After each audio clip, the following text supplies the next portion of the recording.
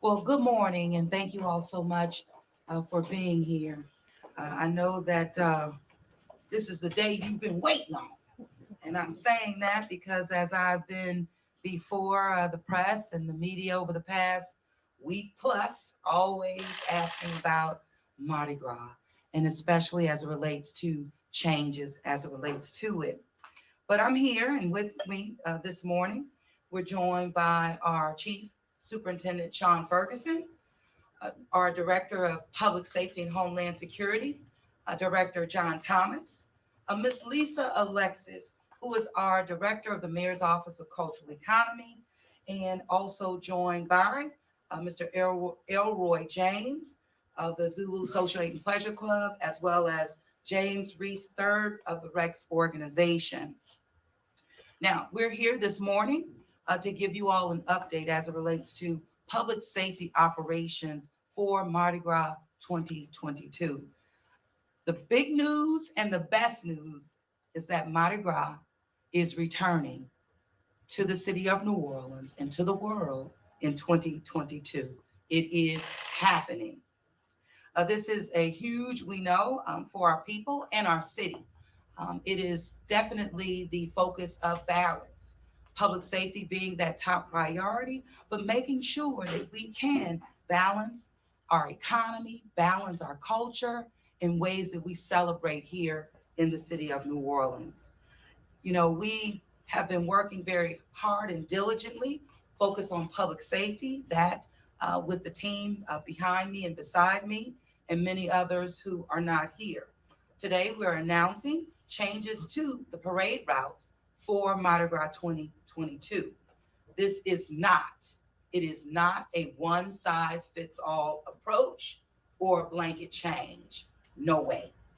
We've been working hard at that. When you work, you look towards balance, consensus, equity, and the like, and you don't get there easily. You get there by working together.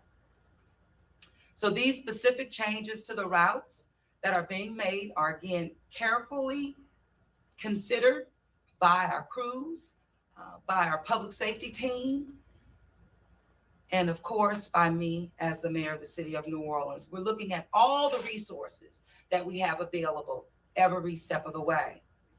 And of course, the best way to not only have Mardi Gras 2020, but the best way to have a safe carnival season.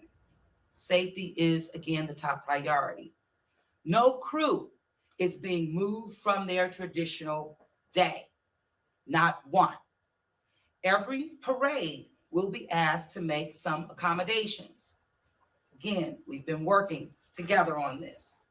No one is being singled out. No one is being given special treatment. These changes are truly being done with an emphasis on equity and fairness, and of course, with the priority of keeping all of our people safe. Chief Ferguson and his team, I'm telling you, they will go into the greater detail about these changes, and you will be provided with updated maps and graphics to help communicate to you visually what these changes will be. The main changes are as follows. All parades that traditionally start on the riverside of Napoleon Avenue, Jefferson Avenue, Magazine Street, Tchoupitoulas, and Henry Clay Street will now begin at Napoleon Avenue and Prytania. Okay. Parades that traditionally start on Napoleon Avenue in South Saratoga will now begin at Napoleon and Carondelet Street. Parades that begin at Holiday Drive and Fiesta Street will now start at Wall Boulevard and Holiday Drive.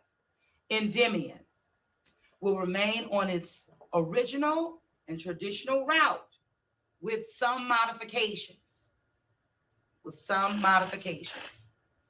We will not pass in the front of Gallier Hall.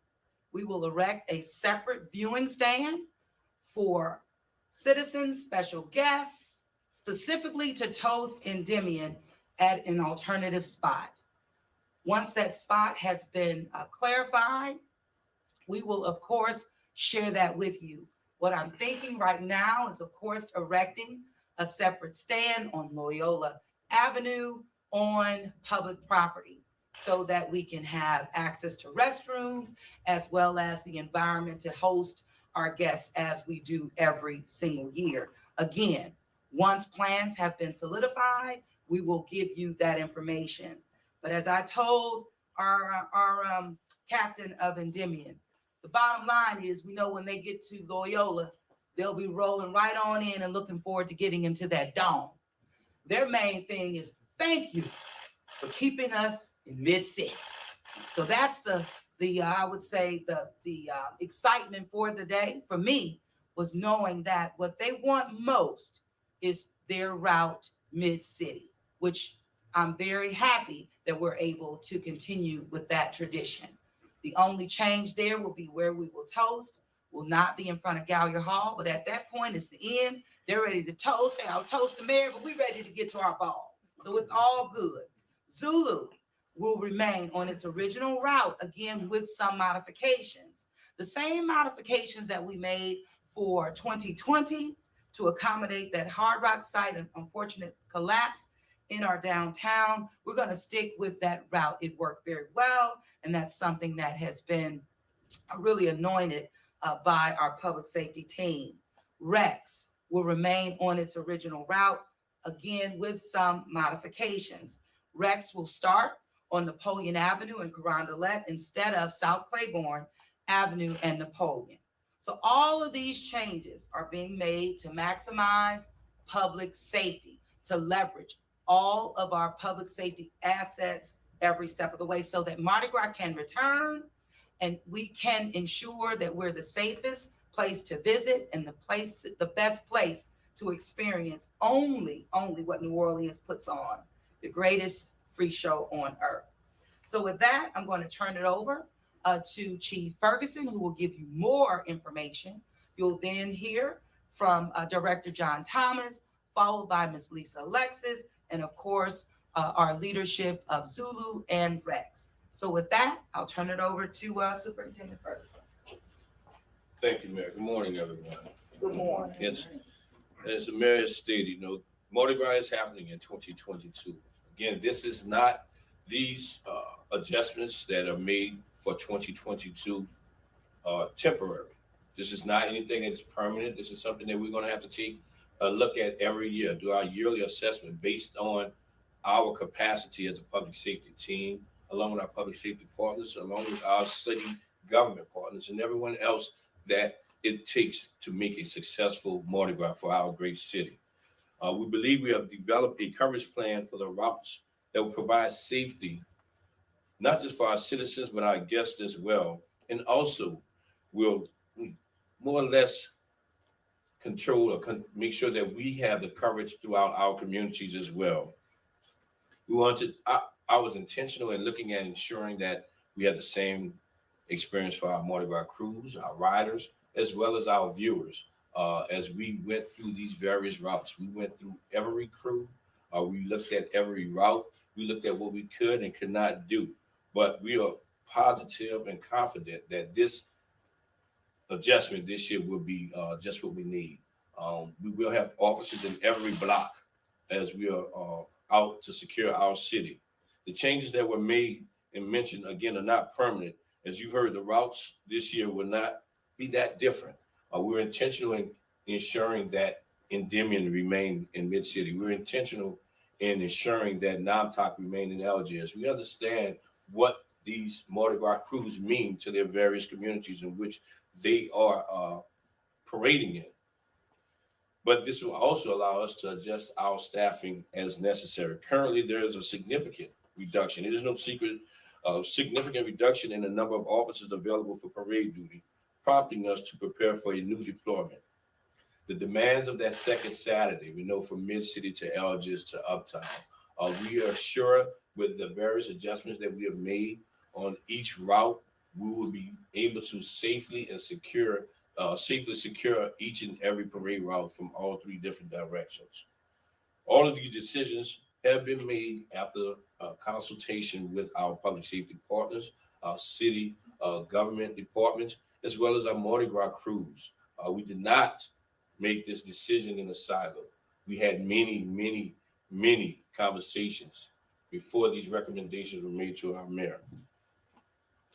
The changes were made with these factors in mind: the ability to provide a safe and secure environment along the entire parade route, the ability to provide a safe and secure environment throughout our communities, throughout the city during the Mardi Gras season, and as well as, again, providing an experience for our crews, our riders, as well as the viewers that they've always known.